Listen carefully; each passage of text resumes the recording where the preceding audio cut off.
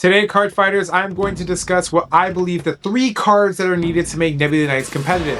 Now, it has been a long time since I've done this series, and I wanted to spice it up just a little bit.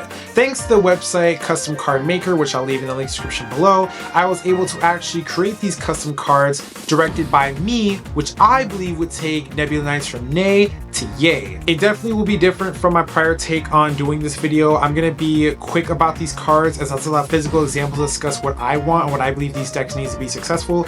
It will make the videos go faster. However, if you guys think the old format was better, you have to let me down in the comment section below so I can make these videos the way you want them to so that they're more enjoyable. But we're going to go ahead and give this format a try for a little while. I have 2-3 videos I'm going to do like this because there's a lot of decks I'm experimenting lately to see what they're going to be like, and I have a lot of ideas to showcase.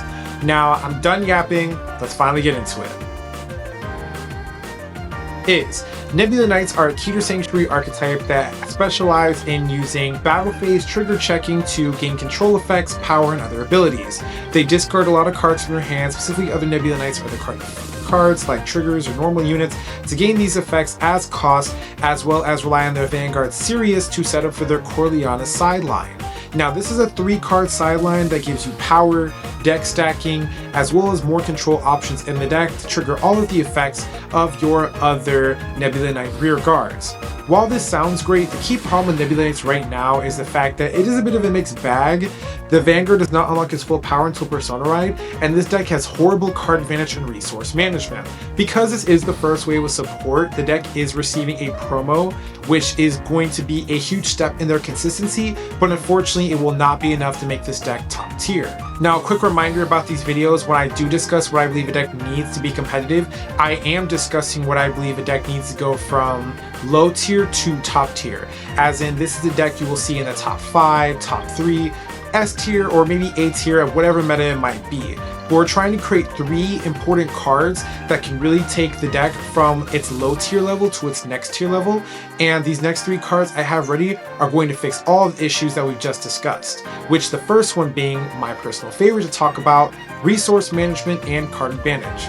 No deck can be successful without solid resource management or card advantage, especially with Nebula Knights. This is a combo tempo deck, and because it falls in that range, it's not built like an aggressive deck to deal with everything right away. The Vanguard's effect is locked behind Persona Ride, and your best card is a grade 3, which means you won't have access to these cards till later in the game.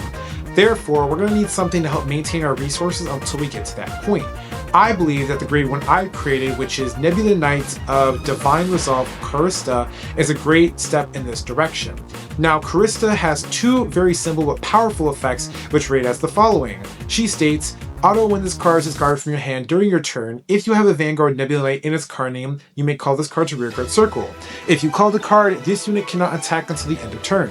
Auto rearguard circle: at the end of the battle, this unit boosted. If a trigger unit is revealed by the ability of a unit with Nebula Knight in its card name this turn, put this unit into soul, countercharge 1, and if you Persona Roll this turn, you may draw a card. I think the first part of the effect is perfectly fine. You will need cards in a Nebula Knight deck to be your discard fodder because you have 3 effects that discard cards from your hand to get them going, which means to get maximum value out of those cards, especially in a deck that doesn't have a lot of card advantage or resource management, it's better to convert those cards into bodies. And because Karista is a grade 1, it's even better because you have 2 Nebula Knights that will not unlock their full power unless they're boosted, which means that you have a grade 1 target for both of those effects now.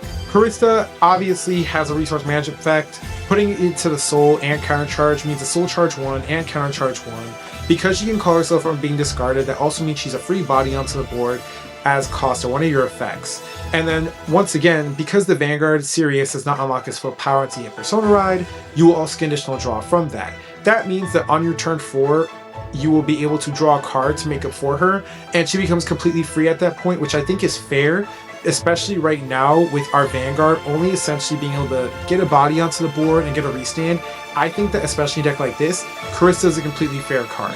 You don't get the draw until Persona Ride, but you get the resource management in the early game.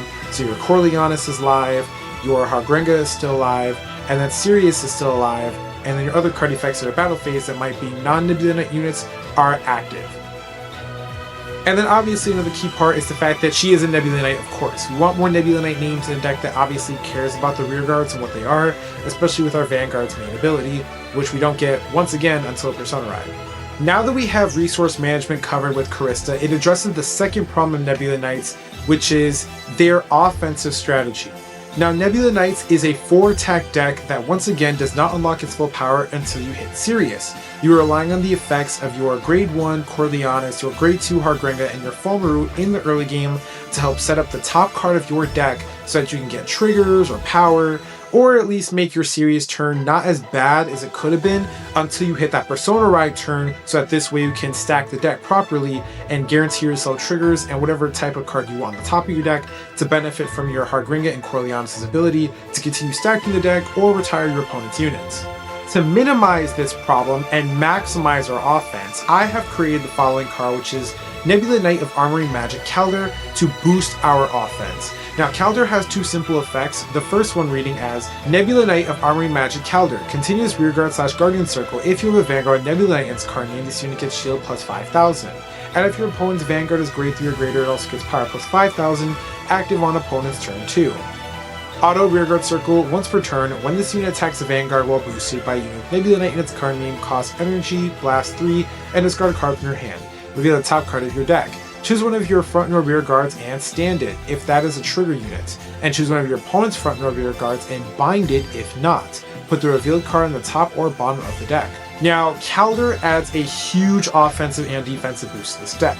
Because of the Corleonis and how ride line and how it works, you are able to color the grade 2 from your drop zone every single turn over the grade 3 Corleonis, which means it's going to be a defensive piece between the grade 2 Sirius, the grade 2 Corleonis for anti-control, and then you'll have this unit who essentially is just a beat stick piece on the board your opponent will have to deal with on the following turn if they already don't have control. The insane part about this card, but I do think is fair, is its Energy Blast effect. I made it Energy specifically because this deck already uses up CB and Soul Blast on 2 different cards, 3 cards for Soul Blast specifically, to make it work. So therefore, we need to maximize another resource, and thank God we have energy to do that, to get the restand, especially in the early game if you're lucky on hitting it, because it does require another body on the board, as well as a discard on top of that. So there's a lot of restrictions on this card to get a restand or more control. It fits the style of what the deck wants to do in terms of control, and then also gives you a unique benefit if you hit a trigger unit, just like Hargrenga does, which is the inspiration behind this card. Calder is a fantastic option improving this deck's offense. It gives you 5 attacks as power, has a defensive skill, and uses up a resource that this deck does not already use, which means that you'll be able to maximize the full value of the other Nebula Knights you already have in this deck while improving your offense. We have covered both resource management with Callista, we have covered both Calder for our offense, and the key thing about both these cards, they're both Nebula Knights, which is more Nebula names onto the board, but we need to discuss the main thing which is really holding this deck back. A consistent winning strategy. Once again, the biggest thing holding Sirius back from this deck being, well, Sirius, is the fact that the Vanguard is locked behind Persona Ride. Sirius being locked behind Persona Ride means that this deck, if you go first, does not get its full value until your turn 4, or your turn 5 if you go second. We need to be able to unlock Sirius's full power as soon as possible. And despite the promo being a way of giving you a pseudo benefit to using in the early game and giving you some sort of setup until you hit Persona Ride, it still isn't strong enough for Nebula Knights specifically, which is weird because the card was designed for this archetype. I, however, have designed a much stronger variation of a card that will not only fix Nebula Knights' early game, but also fix their mid to late game and make Sirius at maximum power as soon as possible, in the form of an order called In the Nebula Knights Path to Victory and Glory. I couldn't find any more artwork for Nebula Knights themselves, so I just got this from the comic strip and I made it work, and it actually came out nicer than I thought. This order has 2 simple effects which read as followed. Play this with Soul Blast 1 if you have Vanguard Nebula Knights in its card name. Look at the top 5 cards of your deck, choose it to 1 unit card with a grade less than or equal to your Vanguard from among them and call it to rearguard circle and shuffle the deck. Act Drop, if you have a grade 3 Vanguard with Nebula Knight in its card name, discard a card with Nebula Knight in its card name, put this card into the Soul. If your opponent's Vanguard is grade 3 or greater and you did not Persona Ride this turn, you activate Persona Ride. And boom. Just like that, I have fixed Nebula Knight's biggest issue, which is a weak Vanguard. Thanks to this order, if you go second, you will have maximum value of your deck, have Sirius at Persona Ride, get the power to fix the power issue of this deck, as well as have additional units onto the board because of the top 5 check.